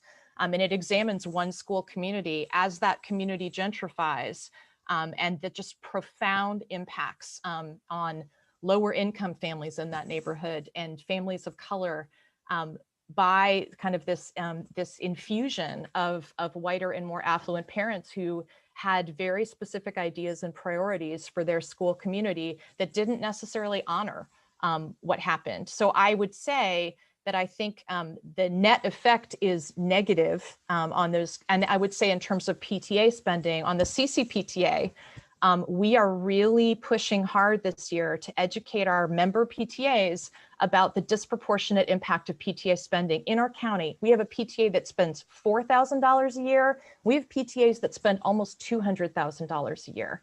And the kinds of experiences and inequities that creates in our system is of huge concern to me. So, you know, if there were an infusion of nice white affluent parents across the whole county who were enriching the coffers, that would be one thing, but it's not happening. It's happening in clusters and it's exacerbating inequity.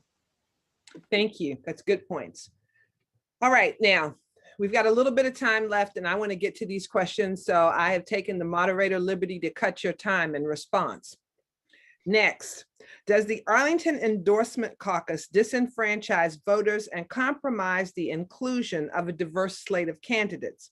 If so, if you agree with that, what needs to be done to create a fair and inclusive election process? And you have 1.5 minutes. Oh, I'm sorry. And Miranda, I think it's your turn to go first. Oh, no, I'm sorry. It's Mary's turn to go first. I'm wrong. I have much to say on this topic, and I have 90 seconds to say it. So let me say, first of all, the school board race in Virginia is meant to be a nonpartisan race. And with all due respect to the Arlington Democrats, I would like to see the Arlington Democrats be able to endorse a candidate in the normal way that other community organizations do without running a caucus that artificially can constrain the participation of some people. What we're seeing this year in the online caucus is particularly concerning to me, where we have practices that encourage candidates to go out and collect votes from voters, which I think is a recipe for coercion and a slippery slope.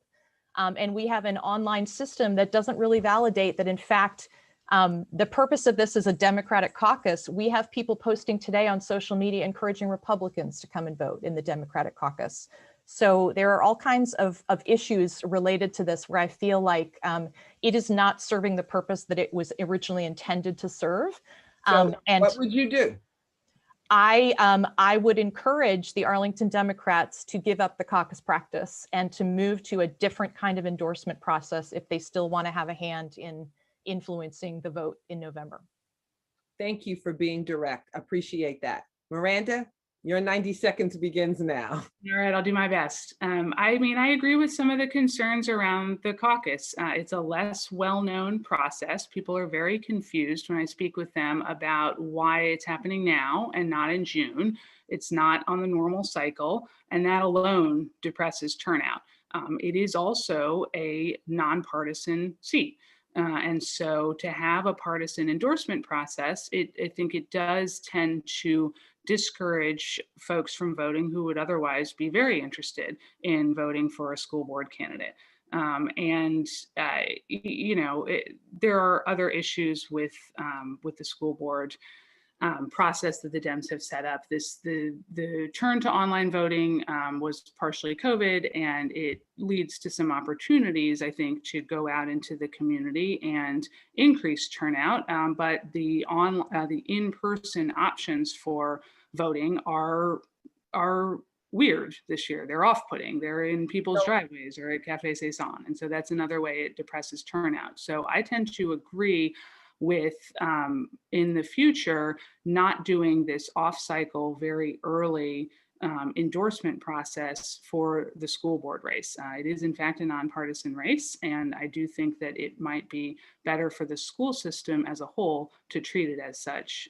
Certainly as a candidate, I would love to have a shorter time to campaign as opposed to having to do it from March to November if I'm lucky enough to win the endorsement. So I would look at an alternative process in the future. Thank you very much. All right. Very, very limited amount of time left, so I want really short answers to this. For this one, from the Environmental Justice Committee, what plans do you have to consider clean energy for the bus fleet? And I'm going to say, let's do 45 seconds for this one, ladies. Okay, I think it's my turn. Miranda, you first. Yes, ma'am, I'll try. I think that that's an important thing to look at. I also think it's important to do what we can to minimize our use of buses generally. It's expensive And it's not good for the environment, and it's not great for our kids, especially after this year. There's been a lot more staying at home, a lot less real PE as opposed to virtual PE. So I think we should do what we can to encourage walking, to make it safe, to do things like bicycle trains and walk trains to school, and to really get the community out to both keep kids safe from traffic, slow down the cars, and move forward in that way. But yes, if we have to rely on buses, I absolutely think we should be looking at that from an environmental perspective as well. Thank you. Perfect. Mary, next to the last answer for you. Clean energy for the bus fleet. Arlington County has a community energy plan. The schools need a commensurate effort with commitment to get to net zero emissions by the target date that's set in the CEP. The ingredients for that are replacing fossil fuel powered vehicles in the school bus fleet with alternative energy vehicles on a regular schedule, and also looking at ways that we can institute clean renewable energy in our schools. So things like the recent solar installations that happened at 2 of our schools earlier this spring. We need to amplify those efforts and get our buildings on clean energy, both retrofits and new construction.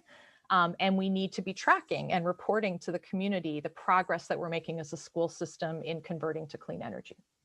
Thank you very much. And we have 1 minute left. We actually have one question. One of you already answered it in a commenting on something. And I know that Sharice posted the link to the April 25th session that you all did with the education group, where I know this issue was discussed in much more detail. But just to close, are you, just for the record, are you in favor of SROs? And just 30 seconds, how will you talk to your colleagues who support SROs if you are not in support of them?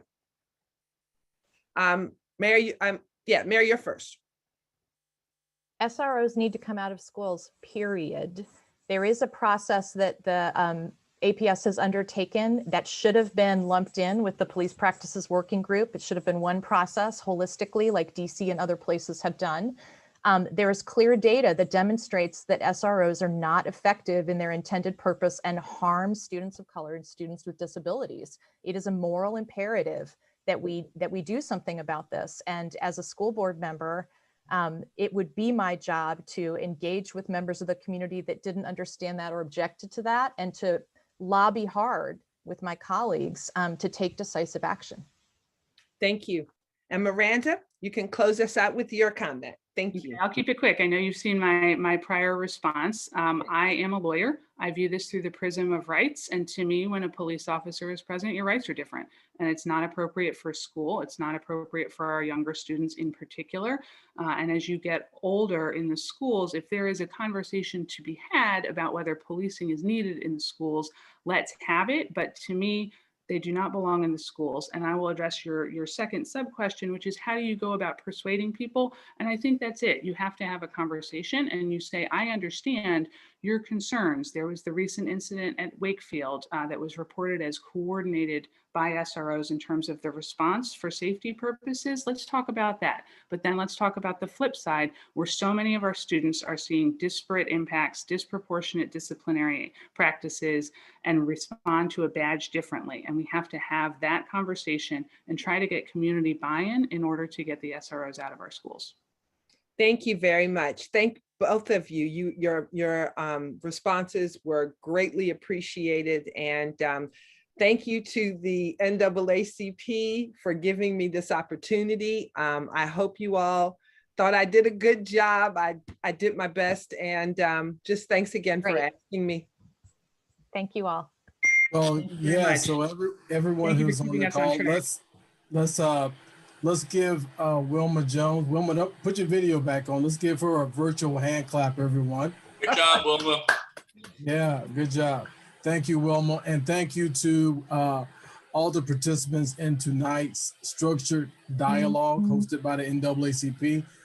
We need to give another shout out to our amazing political action team, Ms. Megan Resnor and Jamie Abrams. Let's give them a hand clap, y'all, please. Thank you. And to all of our committees, education, criminal justice, environmental, climate justice, economic development, labor and industry, and to all the members who submitted questions, thank you for doing a good job. Wilma, you're awesome. I love you to death. So this was great. We're hopeful that later on tonight we will get this posted on our website in a YouTube form and share it. That way, those that did not attend tonight will be able to view it. And again, it's been wonderful sitting here hearing the dialogue from the candidates, and they're not these canned answers, right? So I thought it came from the heart. They try to be genuine, and that's what we want here at the NAACP. My duty is short. My time. I am going to stick around for a few minutes as put out there on the schedule. But this, my friends, concludes our meeting. Thank you for attending tonight. We're going to stop recording. Thank you for attending. The meeting is now adjourned.